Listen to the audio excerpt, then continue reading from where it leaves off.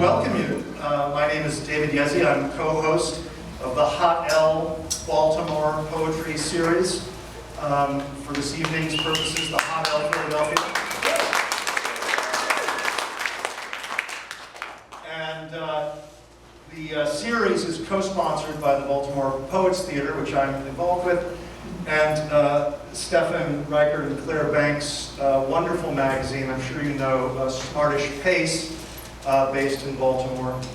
And I'm just going to jump right into it. I wanted to thank John Wall Barger immediately before I introduce John Wall Barger to say how grateful we are to him for hosting us in this place. It's a splendid venue, and we just heard a wonderful lineup from his reading series that he co-hosts with Ernie Hilbert. John Wall Barger is the author of 5 collections of poetry and 3 chapbooks. He is a contract editor with Frontenac House and teaches in the BFA Program for creative writing here at the University of the Arts. He has a wonderful new book available for purchase outside. And do you have copies of the chapbook as well? A couple, yeah. There's a brand new chapbook out this week, a long sequence about Philadelphia, which is wonderful, energetic, beautiful poem. I'd like to welcome him now, John Wall Barger.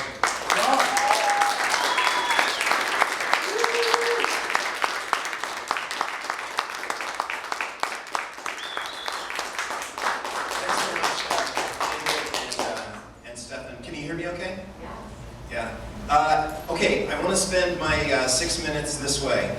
I want to spend a minute kind of animating this cover and telling you why I have chosen this cover, and then I'm going to read you a 5-minute poem, and that will be my time. So this cover is quite special to me, and I kind of had to fight for it to get the rights to it. So I lived in Hong Kong from 2012 to 2014, and it's a small expat community. You know, all the poets and artists kind of go together to this one pub called Joyce Is Not Here, and every Wednesday we meet there. And one time there, I was at an open mic, and I read, and this quite awkward guy named Matthew Wong, kind of pulled me aside and said, "Your poems remind me of Francis Bacon." And he was interested in painting, and I was interested in that. I thought, yeah, they're kind of grotesque. I love Francis Bacon. So we had this great conversation, and we got nachos down the road, and we became fast friends. Now, he was a very awkward fellow who didn't have too many friends. He would come to my house and visit, and he would chain smoke, and I would read him all my James Tate books, and he would read me things that he loved, including James Arthur's poem. Where's James Arthur? The Land of Nod was like his favorite poem in the world, James Arthur's. Wow. Yeah, he read that first, and then he was after that. Yeah. Anyway, long story short, he died by suicide in 2019. We became quite good friends over the years, but I moved to India, and then I moved to Philadelphia, so we kind of lost touch and then regained touch as these things happen. Anyway, in the meantime, he was kind of teaching himself how to paint, posting everything on Facebook for a while, reaching out to galleries shyly, and it was one of these things where we know people who are more talented than they should be, right? Like, they just learned how to write poetry. I have students that like this. They just learned how to write poetry, and you're like, holy shit. Like, how can they be so good so fast? Anyway, he was very obsessive and painted constantly.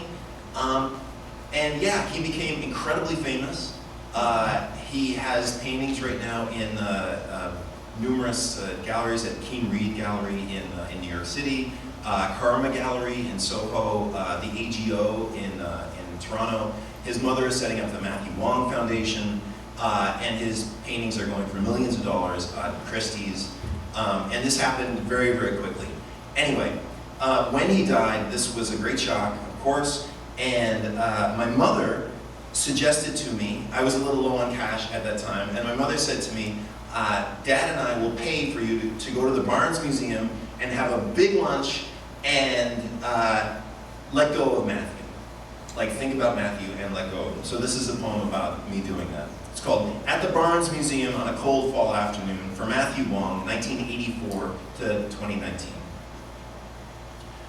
Over my quinoa salad, I admit to the old lady from Chattanooga, to the old couple from Chattanooga, who have come all this way to see the Van Goghs, that I think Van Gogh is corny, or maybe just reproduced too often in lacquered frames in waiting rooms of dentists. The kind of day strangers keep chatting to me, and I keep putting my foot in my mouth. This morning, my mother said I should go to the Barnes on her and Dad to help me find closure with Matthew. Her words. So here I sit in the cafe, sipping coffee beside the old couple from Chattanooga, under a big window, blue sky. I've got that almond stuck in my throat feeling, which means I should cry, but haven't.